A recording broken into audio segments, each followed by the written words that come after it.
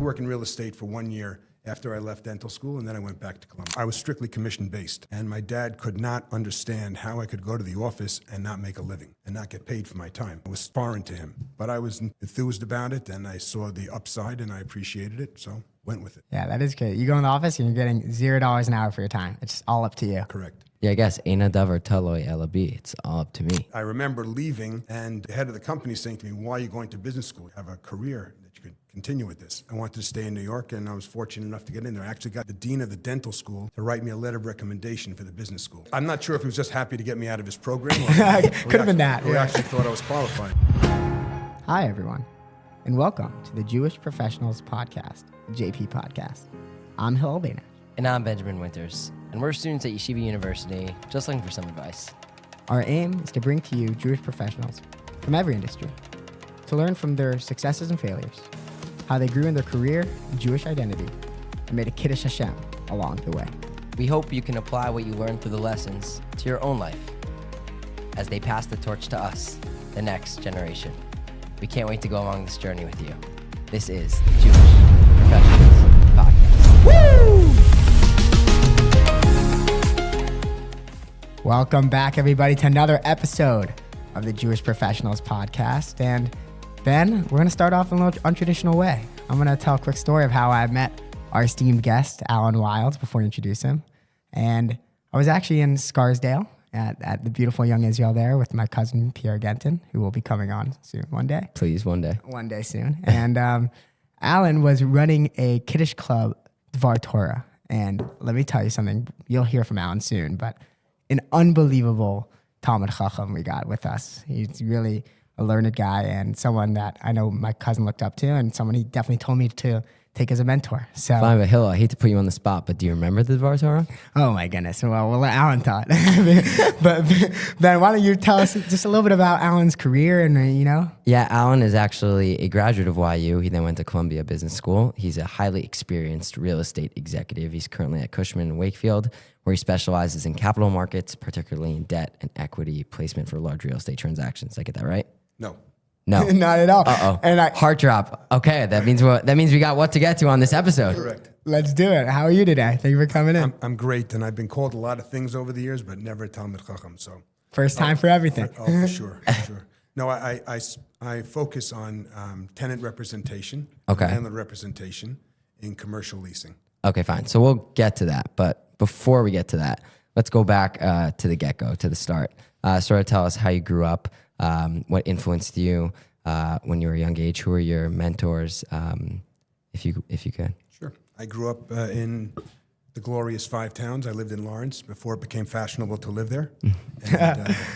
and went to Hillel Day School, which now became Haftar. From there, I went to MTA, and then YU. Spent a year in Yeshiva Kotel in between. And Best location in all of Jerusalem. exactly.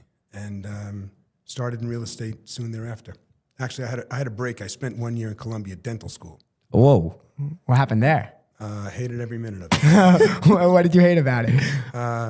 There wasn't. I mean, I enjoyed the social activities and I enjoyed the people that were there, but it was not. Wasn't for me. Different strokes for different folks. So You didn't like the teeth. It's a little too bloody. it was more the sciences that killed me. Okay. Was that your parents pushing you in that direction? Yes, or? my dad in particular. He was a dentist too? No, he's a physician still to this day. Oh, okay. Out in Israel now. Correct. Very Wow. interesting. Huh. I mean, so I guess you have the path of growing up in the Five Towns, which was not what the Five Towns looks like today. Yeah. And then you went off to Yeshiva, and then you came back to YU. Did you know right away, and I guess in the habits that you had in high school, were you a high-powered, ambitious, working hard constantly, or did it take you some time to get there? No, I was always, my dad told me that he'd give me enough money to go to school and to have money for food, but that if I wanted anything else, I had to get a job. So I always worked from the time that I was maybe 15 or 16 years old, worked as a waiter, worked as a busboy, weekends, nights, parked cars, did whatever I could, started selling Fuller Brush household products door to door, which was a very interesting experience. And then sweaters and sweatshirts one summer, hammer mill copy paper, and You'd sell anything. I would, so long as I believed in the product. Interesting. What was your strategies when you were going out door to door? It wasn't that difficult in the 5 towns because I was wearing a yarmulke. Oh, right. So anybody let me into their house. But, basically spoke about the product and explained it to them. And some people maybe felt bad for me, so they bought. Others actually needed the product, so it was good. And you didn't care either way. A sale's a sale. Correct. Top salesman on Long Island, 3 campaigns in a row for Full of Rush. Wow. That's an accolade. Over Well, there. I should have said that in the intro. Yeah, for sure. Yeah. Well, was this something all of your friends were doing, just hustling? Nobody. Oh, well, some of them worked with me. There are a couple of us who worked regularly. This is not like a traditional high school experience. No, I mean, I think that kids worked more then than they do today. Yeah, that's for sure. I have another friend of mine who I split the laning with. We used to go every Shabbos and every Yontif to a nursing home, and we read the Torah, and we got paid, I think it was $140 a month, so we split it $70 each, which was great, except he used to go away for Pesach, so I had to lane all of Pesach. He put it on you. But it was, it was worthwhile, and it developed character. Yeah. Well, so, like, developing character, what other lessons did that teach you? Taught you how to take care of your money, how to spend it wisely or foolishly. But, at least, you felt more comfortable, felt more self-confident, I found. Right. I guess experience is the best teacher. So you went through after Hakotel, you came to YU. Did you know then that you were going to go in the direction of to start at least in dental? That was your parents? I was pre-health science major. The whole time in YU? Yeah. And never across your mind was there sort of a move into business, or that came after? It was, no, it came afterwards. But I was thinking originally that I wanted to go into dental school to build up enough seed money to go into business. There was really, you didn't have the extensive course work that you have today and the chances that you have today here, the whole business school, et cetera. That was not something that was evident then. It was not available then. It was like lawyer, doctor, Accountant, or bust. or no. Some people went to Wall Street. Mm-hmm. Interesting. What about, so how did you end up at Columbia? I applied, and Yeah, that's usually how it works. no, it was I wanted to stay in New York. I was getting married 6 months later, so I wanted to stay in New York, and I was fortunate enough to get in there. I actually got the dean of the dental school to write me a letter of recommendation for the business school. That's you're probably the only recommendations ever wrote for the business school. Probably. I'm not sure if he was just happy to get me out of his program. Could have been that. Or Yeah. actually thought I was qualified, but no. I went to work in real estate for 1 year after I left dental school, and then I went back to Columbia. Okay, yeah. So I want to hit on that. Take us to your path to real estate. Like, where did that come from? My grandfather, who was like my mentor and someone that I held in very high esteem, had invested in multifamily in Montreal, and I was interested in it. Those days, you couldn't find anything online. You found your job by looking at the help wanted ads in the New York Times. Mm-hmm. And I sat down with a fellow who was a contemporary of mine who had been doing it at that time for a smaller company, and found a company that I thought I could work with and work for. Yeah. And what was that experience like that year interning? I wasn't interning, I was getting paid. Oh, a full job. And I did very well. And I remember leaving, and the head of the company saying to me, "Why are you going to business school? You have a career that you could continue with this." And I was just hell-bent on getting a further education because that's the way I was brought up, and that's what my dad impressed upon me. It was very important. Was that the right decision looking back?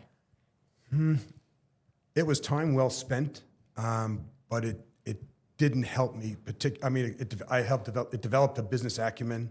I learned a lot more about finance, and learned a lot more about how companies function. I learned about a lot management of organizations, which made me much better at what I do now. Mm-hmm. No So- question about that. So I know nowadays when people go into careers, at least at a younger age, they're doing, I guess, what they've been told is the right career trajectory or the right path.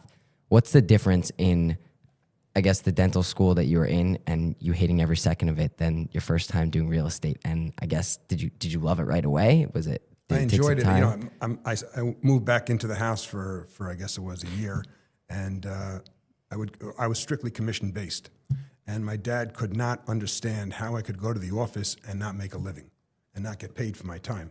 It was foreign to him, but I was enthused about it, and I saw the upside, and I appreciated it, so went with it.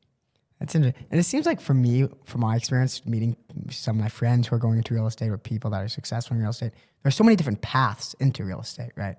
So if you're someone in college, what path would you recommend someone trying to get interested in real estate? that depends really on your strengths and what your interests are. I mean, if you have a background in finance and you want to continue with finance, then you look at something that's more angled toward that. If you're an outgoing person, very social person, and you enjoy sales, you may go into capital markets, selling buildings, or you may go into leasing office space. You can do either. It's also what you feel comfortable with. If you're interested in working full-time and strictly commission-based, that takes a certain type of personality and a certain type of resolve to be able to manage that and be comfortable in that situation. Yeah, that is good. You go in the office and you're getting $0 an hour for your time. It's all up to you. Correct. To really believe in yourself. Well, there's a lot of upside to it too. So it spurs you on and makes you work harder. And once you see the results of your efforts, it just sort of propels you to keep doing it more. Yeah, I guess Eina Davar Taloi Elabi. It's all up to me for your commission. Yeah, he's trying to take the Talmud Chacham title. That's what's going on here. I like that. Yeah. Well, he can be invited to the Scarsdale Kiddush Club. I'm gonna have to produce a little more than that, but yeah. So what I think that to answer your question, Hillel, I think that kids need to really think about, because there's so many different paths in real estate, and I've met with a lot of young people who are in college and they want to get into real estate. It's such a broad field that you really have to narrow it down. It takes some time to think about it, take some time to understand the different aspects of it, what really interests you, and then try to find someone that you can work with and learn from, because being thrown into a pit and just told to go ahead and do what you got to do is not an easy thing. Yeah. How much are the relationships? How important are the relationships and mentorships to being successful in real estate? I think that relationships are critical to your life. I think that anything that you do, anything that you get involved with, your relationships take you and help you go farther with it. So I work very hard at my relationships and my friendships, as my friends will tell you. But I think it's important that youngsters who have friendships today work at those if they're actually of value to them. If the person that you're friendly with adds something to your life, make sure that they stay there. Make sure that they're around. Make sure that you stay in touch with them, because they're going to be your contemporaries for a very long time, and they may be able to helpful to you in business. They may be helpful to your children later on in life. Who knows? But I value my relationships, and I work very hard at maintaining them. That's great. So let's go back to, I guess, the basics, the first principles of real estate. When you talk about from a macro perspective, people who are just starting to learn about the different career opportunities in real estate, what are the popular options for a junior person to look into different career options in real estate? There are certain areas of real estate that have low barriers to entry. Mm-hmm. So being a salesperson or a broker of sorts, whether you're selling buildings, whether you're leasing office space, whether you're leasing apartments or selling multifamily, that has a lower barrier to entry. If you want to work on a finance team, obviously you have to have the background and the pedigree to be able to do that. If you want to work in appraisals, you have to understand there's certain precepts that you have to understand. You have to understand the financial analysis part of it too. So I think you have to see what your background is, what your strengths are, mm-hmm. and follow them. That'll lead you to a path that'll work better for you. And following your strong suits is always, you have to know what you're good at. And when you were coming out of Columbia Business School, did you feel like you really knew what you were good at? Yeah, as a matter of fact, I was working on a position at a real estate consulting firm, and I had made it down the road. There were 4 offers that had been given out. I was the number 5, so I was waiting for somebody that hopefully would not accept the offer and they'd get something better maybe, and that they would give me the offer. And that's the way it was sort of framed out to me. And I had been in their office 7 times. And the last time I was there, I was supposed to meet with the head of consulting for the entire Americas, and he got called out to California at the last minute. So I was sitting there with the vice president who had ushered me through the process, and I said, why don't you tell me what my day would be like here? And he said, well, you're going to spend probably 50% of your time on the road traveling. You're going to spend majority of your time behind a computer running analysis, putting together presentations. I said, how long will it go like that for? He said, 4 or 5 years. I said, this has been the most enlightening conversation I've had. I'm withdrawing my application for employment. On the spot? On the spot. He goes, what are you talking about? No hesitation. I said, I'm getting married. I said, I can't see myself spending half of my time away from my wife. And that my strengths are with people. So I don't want to be pigeonholed behind a computer. This is just not for me. He was flabbergasted, and we just sort of talked it out, but he understood where I was coming from. I mean, how do you have the ability? After 7 interviews too, after 7 rounds. Well, 6 interviews. This was the 7th. Right. But yes, it was, I had learned by going to dental school and doing something that I didn't want to do, that I was not going to get into a situation like that again. Right. So at a certain point, you sort of have to say, this is not for me, and figure it out. So then take us where you went to from there. From there, I took interviews, and I ended up at a place called Edward S. Gordon, which was a small boutique real estate brokerage firm. They modeled themselves after Morgan Stanley. They felt that that was their ambition. You had to wear lace-up shoes. Nobody wore loafers. You had to wear a white shirt and a tie every day. And that was your uniform. And you were thrown into a pit, and you had to learn how to the analogy that the fellow Ed Gordon had told me was that when I met him the first time, he said, think of yourself as a guppy, and I want you to hide behind the rock. And when some food comes down into the water, swim out from behind the rock and grab some of the food and then get back behind the rock before one of the bigger fish eats you. And then as you eat more food, you're going to be a bigger guppy. Then you're going to be a bigger fish. Then you can swim out into the pond, and you can try and eat the little guppies when they come out. When I heard that, I'm like, whoa. And Friday afternoons, I used to come home just totally wiped out from the week. We were there 7:30. If you weren't at your desk by 8 o'clock, they took your phone away from you. They took the handset away. And you had to go back and claim your handset from the director of leasing. That's how they knew whether you were there or not. It's like a walk of shame into his office. Correct, yeah. And we were there till 7:30, 8 o'clock every night. And the rule was, don't do anything during the day that you can do after the workday. So if you were drafting an offer, if you were reading a lease, any of those things, they should be done after hours, because during the day, you should spend as much time as you can speaking to prospective tenants and clients. Right, like prioritizing your tasks. But you get home and really all the busy work just begins, right? Correct.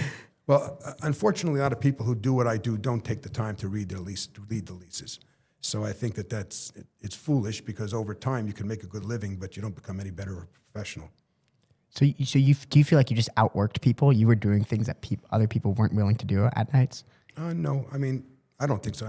There were plenty of guys who were successful who, like I said, just didn't take the time to do that sort of thing. But I think that they limited themselves, their knowledge, and it's important to want to constantly learn more and become a better professional, become a better person.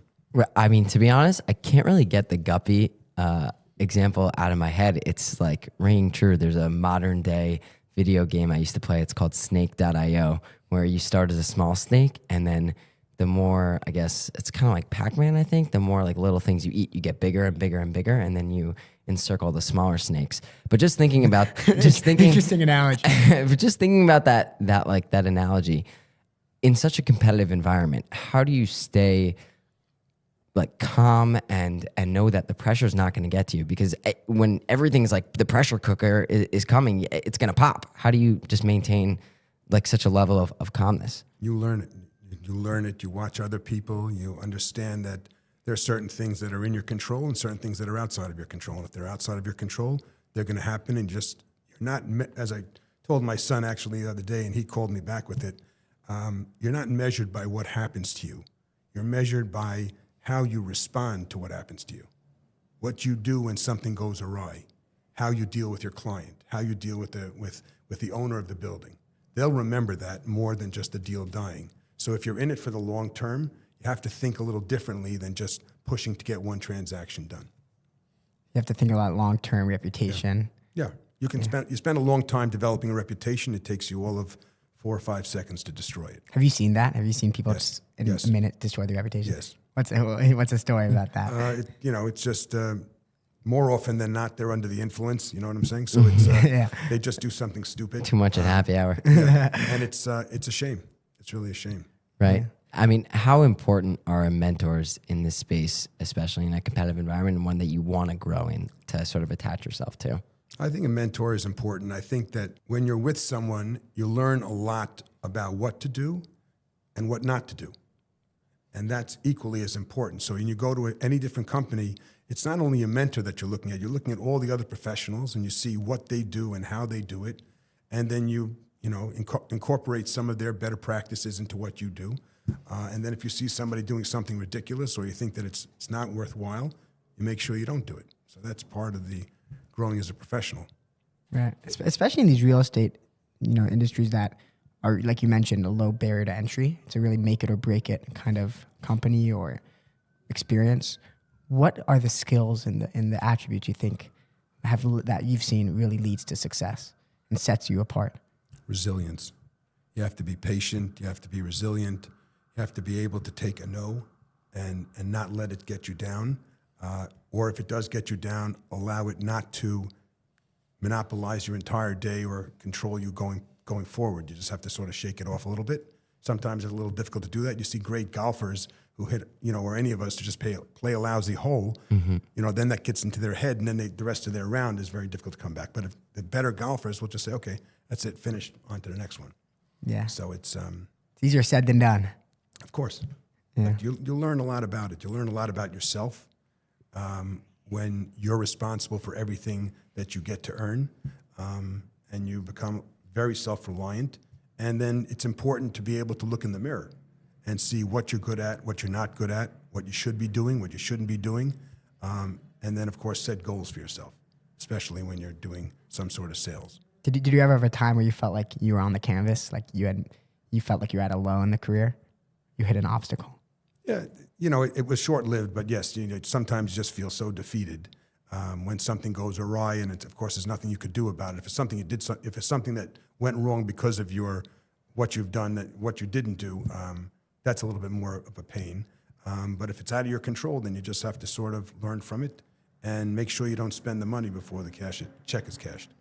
Yeah, exactly. There's a lot of people in the real estate industry who have a good year or two, and then all of a sudden start living a different life, and then it's a cyclical business. So if you're a developer, if you're anybody whose work is a function of the activity in the market, and the market goes south and there's a problem, you don't want to be the one who's got a very high nut that you have to carry every month. Right. So how long were you at this firm for, and when did you know that it was time to, I guess, move on? So I was at Edward S. Gordon and its two successor companies. It was sold to a publicly traded company called Insignia. I think it was in 1996, and then was sold to CB, which is now CBRE, in 2003. So I was at that same company for 19 years. Well, that's a long time. Yeah. Then I had an opportunity to go on to the equity side with a group out of London, and did that. We had a great run for a short period of time, but market changed dramatically, 2008, 2009. Right. And ultimately went back to Cushman & Wakefield. And I've been there for about 14 years now. So I want to go back to 2008. What was it like working in the real estate world during that time? That was super, I guess, like new developments happening right and left. And it was the real estate industry that really caused. Right. Right. It was going great. It was going gangbusters, and everybody was having a great time, and everybody's making lots of money, and then all of a sudden the music stopped. Did you sense that something was off? Did people know it was going to pop? I wasn't smart enough I don't have a crystal ball, so I don't know. I'm sure there were some people who were smart enough to see it, but very few of them. And there were a lot of guys left holding the bag, and it was painful for a lot of people. A lot of what's going on today, you see also people who are trying to refinance their buildings, and the buildings have, they're healthy, but they're underwater. Yeah. So it's tough to see. Right. So you mentioned just beforehand the reaction is what matters the most, not the actual event. So take us through some of the reactions in 2008 when everything is happening, like how you respond in a productive way and not panicking and taking calculating steps. I sort of circled the wagons, went back and started talking to my friends and the people who were in my industry who I established good relationships with, and took the time to sort of reevaluate what I'm good at and what I'm about, and then had a lot of comfort in the fact that I had a good circle of friends and a great family that were, supporting me, and I realized that, you do what you have to do and you just move on. So it was, I felt bad for those who didn't have that sort of support behind them, and that it's not a safety net per se, but it's, from an emotional standpoint, it is a safety net. Yeah. So it's critical to be able to do that. It's critical to have those relationships. But when you're working you're working so hard from 7:30 to 7:30, how were you able to maintain those relationships and stay grounded? I always found the time to do it. Even when I was working, whatever it was, I'd have a lunch or I'd have a dinner or I'd call during the day. I mean, today it's a lot easier to do that. You can WhatsApp, you can text, you can. I mean, I'm not on any other digital media other than LinkedIn, but from what I understand, you can reach out to people multiple ways. So it's even easier to do it today than it was then. And I really encourage everybody to make sure that they just work on their network and develop their network and then maintain their network. Right. But even like you've mentioned, the personal network is, I guess, put in front of that. You mentioned at the start how you had that job offer and you decided to turn it down because of the time you wanted to spend with your wife, and then just over the course prioritizing the things that matter in your life. How is that manifested in your career? By doing things like that, when the chips are down, when something goes south in 2007, 2008, 2009, having someone that you've invested your time with and who appreciates what you've done for them, then they become your rock. Then that's become somebody you can lean on and somebody you can turn to and someone who will help prop you up when you're not feeling as great as you'd like to. Do you feel the same way with the community? Because I know you dedicate a lot of time to the communities you're in. No, I think it's a great community. It's a growing community. It's non-judgmental, and I think that's critical for people to feel that they can be who they want to be and still be accepted. It's a great community. I love it. I wouldn't want to live anywhere else. Wow, that's a sales pitch if I've heard one. I mean, you had me already at the Dvar Torah at the Kiddush Club. Now, I mean, Are you selling real estate in Scarsdale? That's what's going on. But the Dvar Torah, by the way, that's most people come in from out of town. They've never been to never been to the Kiddush Club in our shul, and everybody is lined up there. Everybody's holding their drink, but we spend 3 to 5 minutes, and it's a nice organization to it, and there's an appreciation for it. So. Right, prioritizing what's important. Before I want to move to the community, could you talk a little bit about, I think maybe he'll touch on it a little bit, how juniors can earn trust in a very fast-paced moving industry and can start to catch the eye of the people that they're working for, either executives, managers, and how they can progress themselves? I think that you want to deliver what you say you're going to deliver, and you should deliver what you say you're going to deliver on time. And you should be trying to think ahead of the person that you're working for, working with, and anticipate what the needs are. Anybody can work hard. Everybody can work hard, but the differences are in the results. And you just have to take the effort to understand what they're looking for and why they're looking for it, and it helps you do a better job of what the product will show. Will show that you've done a little bit more research and are prepared a little bit better. Mm-hmm. Yeah. And when you came back to Cushman Wakefield, were things different? Was your role different? You've had a lot more experience this time. Yes and no. I mean, it was a similar role. I think that when you're at some place for a very long time, you get thought of in a certain way, and then when you go to another company, you can feel you don't feel that way. You don't feel like you're sort of handcuffed by what other people had thought of you or what you did or whatever it was. So you can just, it's a fresh start, and I'm happy that I made that move. And it's a wonderful company that takes good care of its people. And what exactly do you do for them? I represent tenants and landlords. Tenants in acquiring an office space, anything that has to do with an occupancy need.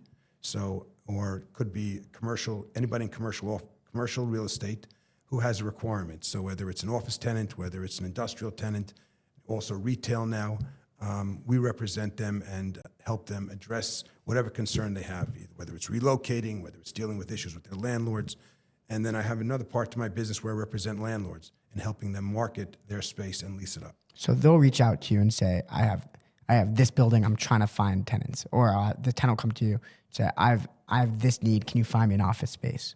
Typically, it's not that easy. They just don't show up on your doorstep. But along those lines, yes. So what's your goal? What's your routine, or what's your skill set in going and finding these people and convincing them to use you?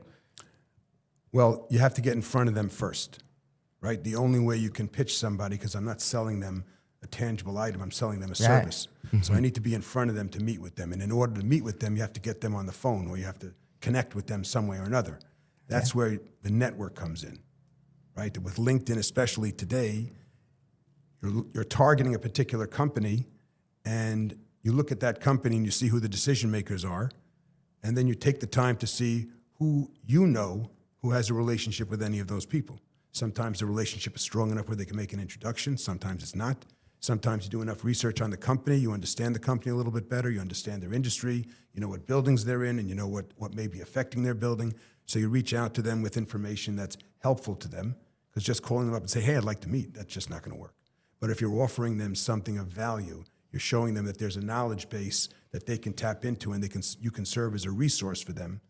It makes them more likely to meet with you, give you a little bit more time. And so then you get them in their room, and then you still have to close them, right? Correct. So how do you go about it? You come in prepared, you come in understanding as best you can what their business is all about and maybe how their business is faring in the economy, and then share with them how you can save them money or make their life easier or make it better for their employees or identify good opportunities for them. Magician's never going to reveal his secrets. He's not going to give you he's not going to give you the formula. There's no secret sauce to it, and this is not brain surgery. You know what I'm saying? This is understanding how to deal with people, understanding the real estate market, understanding the nuances of how these things affect somebody's company, and then understanding the person you're meeting with. Is this a new CFO at the company? Is this someone who, you know, has a lot of experience in this already and is tired of being pitched? He just wants to see results. So it depends on what you have to do a little bit of research on the person and the company you're meeting with. Makes you more effective in the pitch. Yeah, I was just going to say, it's really cool that you're both on the landlord side and the tenant side. So Not at the same time. Not at the same time, of course. But for people to understand, what are the trends in the real estate market right now in New York City that people should be made aware of, that they can either find online, do some more research on, but that they should really know about the industry as a whole? Well, I think that you see now that everybody's coming back to the office. It's returned to the office. I don't think everybody realizes that working from home, while it's great for the employee, they're not as effective, they're not as productive working from home as they are working from the office. So I think that whole concept of return to the office, and now the office needs to be a place where the people who are used to working at home in their pajamas in front of the TV can feel comfortable as well. So there are going to be soft seating areas, there's going to be collaborative areas, there's going to be a bigger kitchen, more prominent kitchen, there are going to be amenities in the building. You go into a lot of these buildings now, they all have outdoor space. They have some sort of area where you can go down at the end of the day and have a drink. There's soft seating where you can go work out you can just hang out during the day. There's a gym.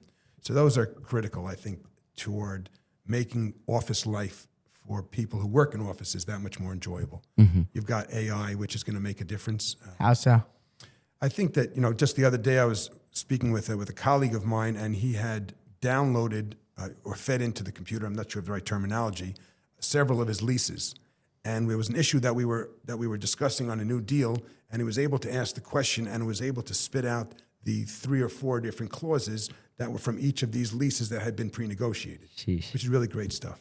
I mean, there's just an unlimited amount of data that we need to compensate for, and that's led to data centers. That's a whole new business that's going on. Data centers is a lot different. You've got e-commerce. E-commerce is changing the way retail is done. So, the brick and mortar stores, they're still important to some people, but for a lot of others, they're not. And that's changed the way retail is. So a lot of people that leads to finding a higher and better use for sometimes a retail spot and sometimes buildings that are sort of phased out, that don't have the infrastructure, that don't have, that are full of columns, that have lower ceilings, that have weak building systems. Those buildings are not going to be successful in this marketplace either. So they get repurposed. They get turned into residential. They get turned into storage. They find a higher and better use for it. So those are some of the trends. Right, that you're seeing. e-commerce, AI, and I guess everyone moving back to the office are things people should be on the lookout for. You have to be very forward thinking, I feel like. You see some of these trends and you immediately have to think, how are these people going to want it? How are the tenants going to want? What kind of trends do you anticipate? Well, it's helpful to work at a company like Cushman & Wakefield, so they're doing a lot of the research for you. They're coming back with, they're surveying clients, they're surveying customers, they're seeing people, they're talking to people in all aspects and different disciplines within the industry, so they can sort of put it all together and help you analyze it and present it in a way to your client that they really appreciate the depth of knowledge at our company. Did you ever land a client where you're like, holy cow, how did I just do that? No. Never. He knows. You know what I'm saying? If you know that you're an A, you could land an A. Yeah. And then you never have time. It's very rewarding, Right. and it's not as rewarding as when the deal is done. So landing a client, the gestation period for landing a client could be years. You call a guy for the first time, you may get a meeting with him 6 months later, then you have 2 or 3 successive meetings, and then before you know it, it's 2 years later, and now they're first having a requirement, and then they first hire you. And then you have to get the deal done, which takes another 18 months. Yeah. So, the period of time from when you first engage with someone until you make money sometimes could be short, or it could be 5 years or longer. And how does the commission structure typically work? Do you get a one-time commission, or is it every year they renew their lease? No, well, leases have different terms. It could be 3 years, 5 years, 7 Yeah. years, or whatever it is. The larger the client, the more likely they are to take a larger, because there's a lot of investment in space. Landlord's going to give you a certain amount of money to build the space, or they'll build it themselves, but then the tenant has to invest further in the space. They have to do the wiring and the cabling and the security systems and the like, and then they have to purchase furniture. So all of those things, if you take a longer term lease, you're amortizing that cost over a longer period It of time. makes it more viable. So the commission structure, to answer your question, is it's a sliding scale, and it's a percentage of the annual rent, fixed annual rent over the period of time. So the higher the rent, the longer the term, the bigger the commission. And when they renew, do you also get commission on that? You're Or- not guaranteed it, no. You have to be hired again by the tenant, or they may hire somebody else. Why do they need to hire a broker once they're already in? Why can't they just work directly with the landlord? They can. And as a matter of fact, there are a lot of people who say, I have the greatest relationship with my landlord. And I'll tell them, you're paying too much rent. Oh, that's good. Because, the landlord's interests are dichotomous to the tenants. Yeah. Right? The landlord wants to get as much money from you as he can, and the tenant wants to pay as little money as he can. And I think that, or he or she can, I should say. And the tenant does not know what's going on in the marketplace. So the landlord who does this every day, knows everything that's going on, will come to them and say, oh, you know what? I'm asking $60 a foot, but for you, special price, I'll give it to you at $54 a foot. You know the tricks. And now the guy says, wow, I got 10% off. This is great. But he doesn't know that the same tenant, another tenant had come to the floor below or the floor above, also got $54 a foot in rent, but he also got 6 months of free rent and $50 a foot in work. It's so malleable. You can always Correct. So the objective is to know other comparable transactions, to know what other deals have been done in the building, to know what the market is and what you should be able to get. Tenants don't know that because they're not in that business. So that's why they have to hire somebody. That's super interesting. So you just can never trust the landlords give you a good. No, I don't want to say you can't trust a landlord, but I would just say that they're interested. Their objective is to get as much money Yeah, as they they're can. selling. It's not in a bad way. They're It's just selling the a product, reality. right? They're selling a product. So being entrenched in the real estate industry, and like I mentioned, also on both sides, what's something that like someone can't really find online, and just experientially that you've learned about the industry? That's not like a misconception, but something that people should know about before entering into this as a field. Most people would rather text someone or send them an email rather than call them. I'm the opposite. I'd rather talk to the person. I'd rather hear their emotions. I'd rather, if I can, meet with them to read their body language. So you always want to meet with people if you can. And I think that's helpful to you in getting anything done because you see who you're dealing with. There's a subjectivity to it. Right. You can send floor plans, but until you understand the makeup of the building, until you understand somebody who's explaining to you how, you can look at the window sizes. If the window sizes are 5 feet each, then the planning module for an office is 10 feet wide. But if the window size is 4 feet 3 inches, then the planning module is 8 feet 6 inches.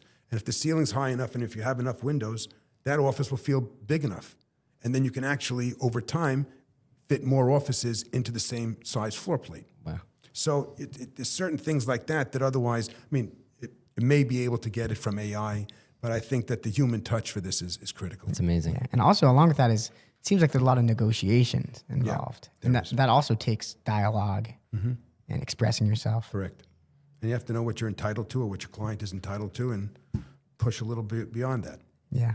And just because we know we've already touched on your religious prowess, can you really talk about the role that your belief has played throughout and representing the Jewish community, really? That's what I tell every young kid who I meet with from any yeshiva or religious. I say, everybody knows you're Jewish. You don't have to wear a yarmulke. If you work in an office, they know that you're Jewish. And you have to maintain a certain dignity and conduct yourself in a certain way because they're always looking at you. They're always seeing the way you act. And it's just too easy for somebody to make a mistake and do the wrong thing, and then immediately it looks bad for everybody else. So that's the concept of Kiddush Hashem. I think that's critical. Your cousin is a perfect example of that. Yeah. You know, Pierre Genton is a fellow who, you know, decided to put on his yarmulke after his father passed away. I mean, he was religious before him, but he decided to wear it to the office every day. Yeah. Now he's in the White House, and he's walking around with a yarmulke there, as there are a few other people too. But it's critical that you conduct yourself a certain way because they're looking at you. Don't think they're not. Especially in real estate, I feel like where so many times there are people that, you know, don't give the best conditions to their tenants, and you really have to really represent on the entire community. Correct. Yeah. It's played a role in my life. I mean, I've never had a problem. I've always left when I needed to leave.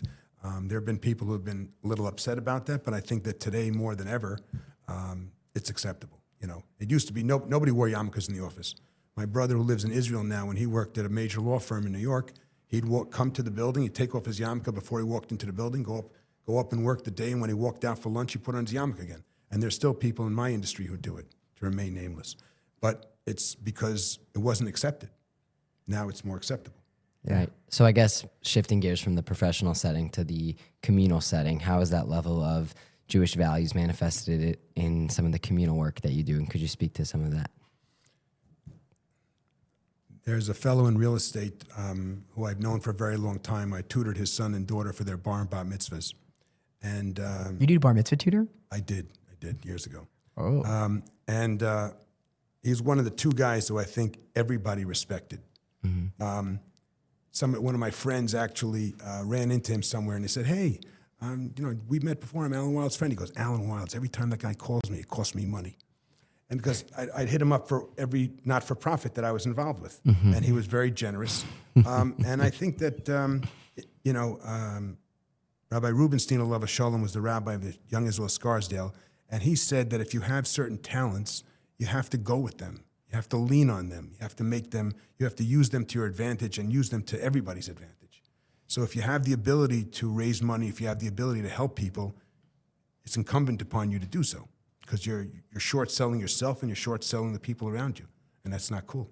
Yeah, I once heard a quote that someone told me about fundraising. He said, "I never feel bad because I'm just one Jew asking another Jew to help a third Jew." Right. Like, that's a good one. I joke around with everybody in my neighborhood, and I say, "You should thank me for giving you the opportunity to do a mitzvah." Yeah, that's exactly what it is. I'm bringing it to you. So, and we have some people who walk around the neighborhood, you know, on the weekends or at night, and they come to the door, they knock on the door for money. And all of my friends used to just send them away. And I said, "It's your obligation to give tzedakah. God just put a target right in front of you. You didn't have to go anywhere. He just giving you the opportunity to just hit the target. Self-service. Hit the comes up target." your ass. And I, you know, after I told that in the Kiddush Club one Shabbos, I got 3 emails the next day. I normally sent this guy away, but today I decided, that just reinforces that, you know, I got to keep saying You also probably got less knocks on your house as they were spread out to everyone else No, over I here. don't think so. That's not the case. That's good. Yeah, and I was also kind of wondering, was there ever a kind of time where you were tested with anything that was going on in the workplace? I had represented a very successful real estate person, and we had took a long time to negotiate a particular lease that had a very high rent and was significant size, and I didn't have any partners on it. So it was a very significant commission, according to anyone, regardless of who you were. And we spent a lot of time working on negotiating the lease, and we finally got the lease negotiated, and the lease had been signed by the tenant, and they were waiting for the letter of credit to be delivered from the bank, because then they were going to take the signed lease with the letter of credit and deliver it to the landlord, which is this culmination of a year and a half's worth of work. Right. And there was a big payday. And I knew that my client, the tenant who was taking the space, was going to use the space for something that he required the view out the window of the west side, you know, of the Hudson River. And he needed to have that view. And the same morning that he had signed the lease, he signed the lease at about 9 o'clock. At about 8:45, I first heard something that I needed to check up on, But it turns out that there was a building that was going to be built just to the west of his building that would take out half of his view. So you'd only have half the view that he thought he was going to have. Which was not in the right. Which is, it has nothing to do with it. It's another building on another site across the street. You have no obligation to tell him. That's debatable. Interesting. Because, look, I could have just held my tongue and he would have signed the lease. And Taking the payday. And I would have gotten a payday, and then they would have put up this building, and then he would have lost half his view. But I didn't do that.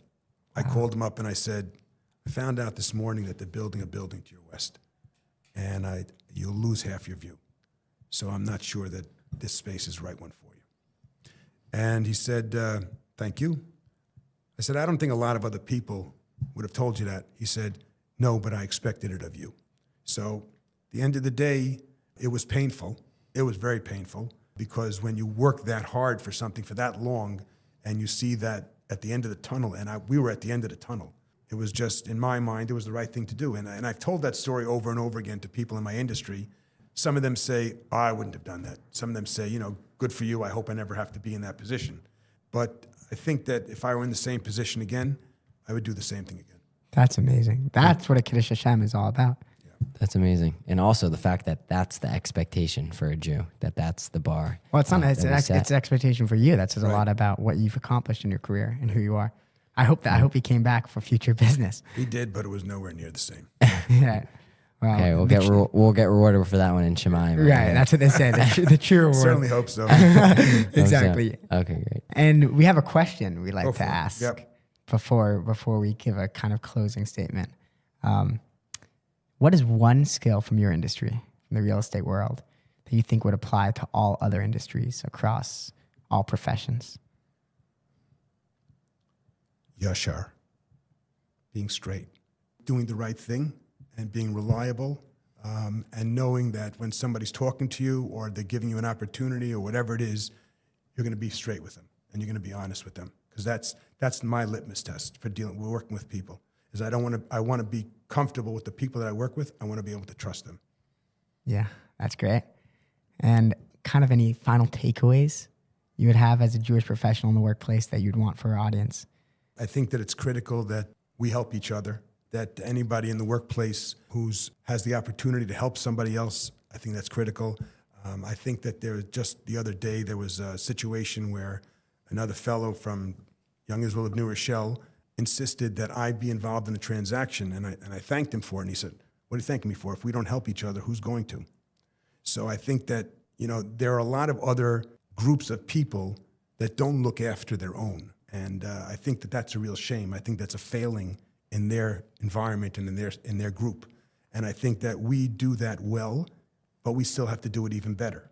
And I think that, now that YU has this alumni organization and they reach out to people and it's creating a lot of opportunities for people, I think that's what it's all about.